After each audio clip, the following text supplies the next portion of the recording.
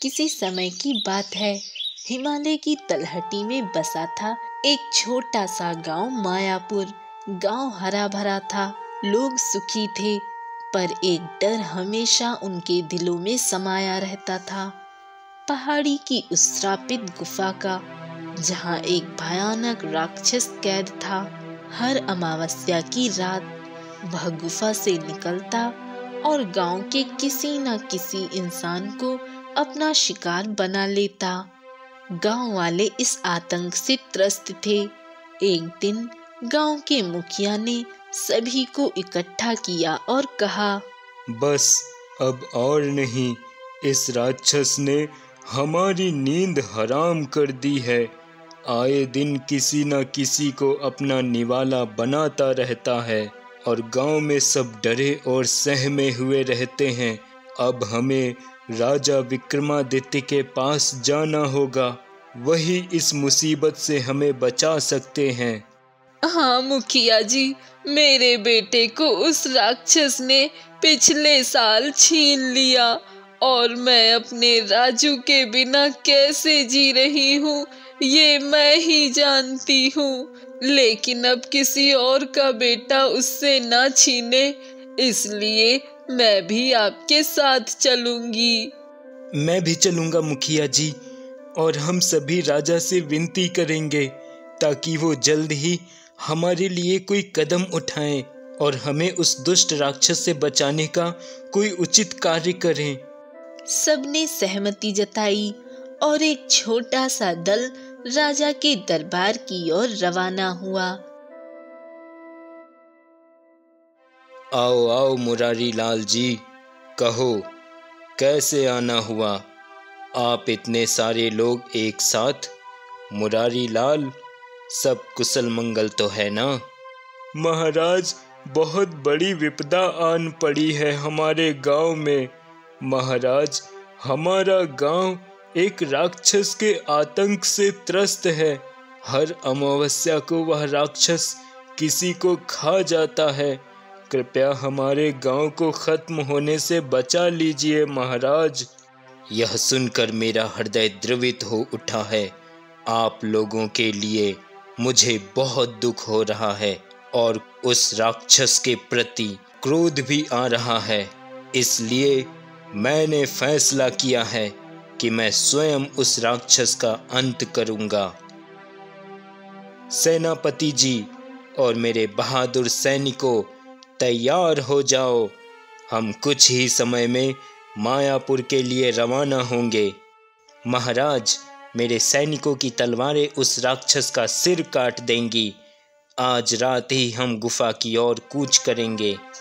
उसी शाम राजा अपने दल के साथ मायापुर के लिए रवाना हो जाता है और रात में ही उस राक्षस की गुफा के सामने पहुंच जाता है कि तभी उस गुफा से भयानक गुर्राहट सुनाई देती है और अचानक वह राक्षस गुफा से बाहर निकल आता है।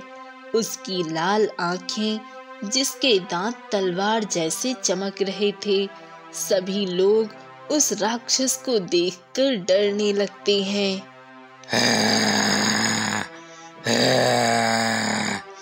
नन्हे इंसानों, तुम मेरे भोजन बनने आए हो। आज मैं तुम सबको चबा डालूंगा।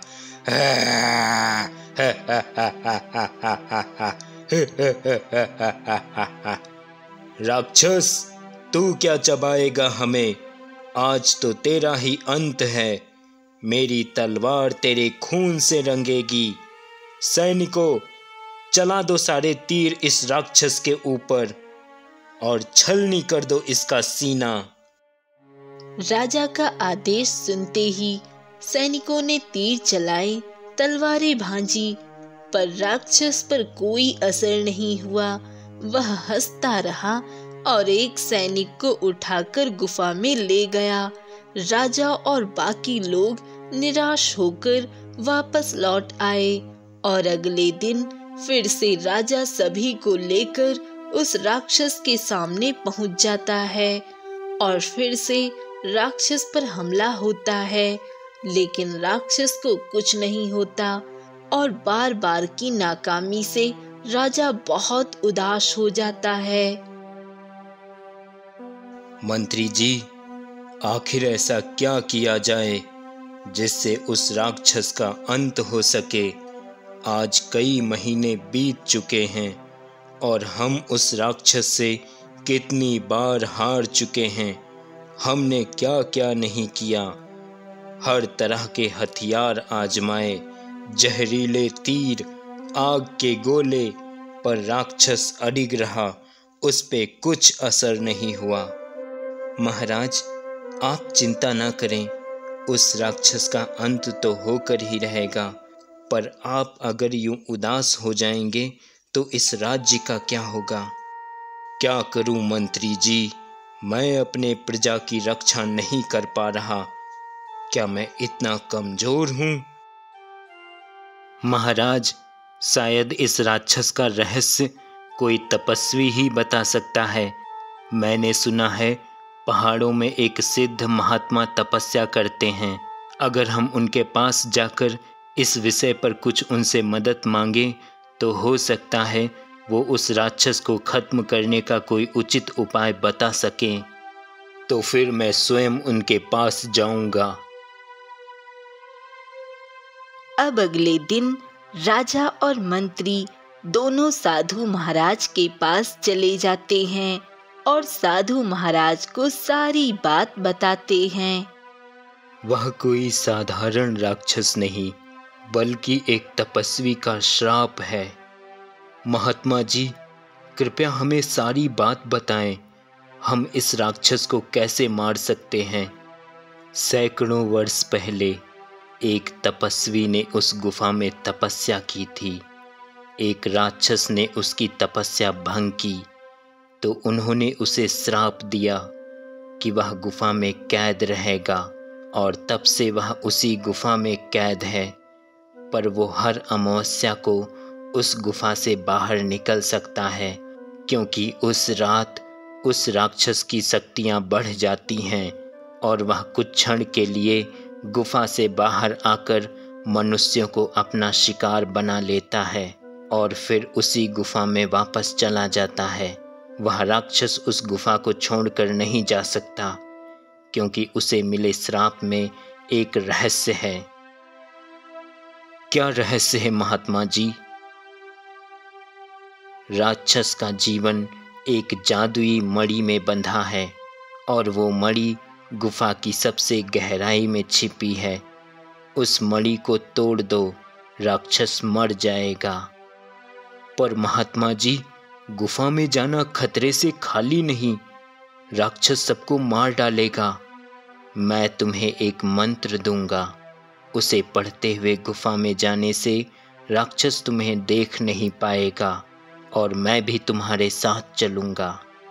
अब राजा अपने सेनापति और कुछ सैनिकों के साथ साधु महाराज को लेकर गुफा में चले जाते हैं। मंत्र का जाप करते हुए वे सभी गुफा की गहराई में पहुंच जाते हैं।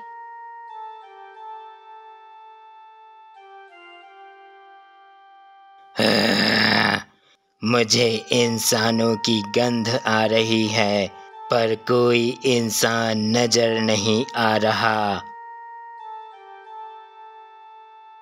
राक्षस इधर उधर भटकता रहता है और राजा को एक चमकती मणि दिखाई देती है कि तभी राजा उस मणि को तलवार से तोड़ देता है। मणि टूटते ही राक्षस चीखने लगता है, नहीं नहीं, ये मुझे क्या हो रहा है? मेरे शरीर से ऊर्जा खत्म क्यों हो रही है? आ, आ, आ, आ। अब राक्षस मरकर धूल में बदल जाता है और गुफा शांत हो जाती है। सभी गांव वाले राजा और साधु का धन्यवाद करते हैं। महाराज, आपने हमें नया जीवन दिया, अब हम निश्चिंत होकर जी सकते हैं। सत्य और साहस से हर श्राप टूटता है। अब यह गुफा पवित्र है और अब इसमें कोई राक्षस नहीं आ सकेगा। महात्मा जी, आपका आशीर्वाद और हमारा एकजुट प्रयास ही इस विजय का कारण बना। अब मायापुर सदा सुखी रहेगा। और इस तरह मायापुर में फिर से शांति छा गई।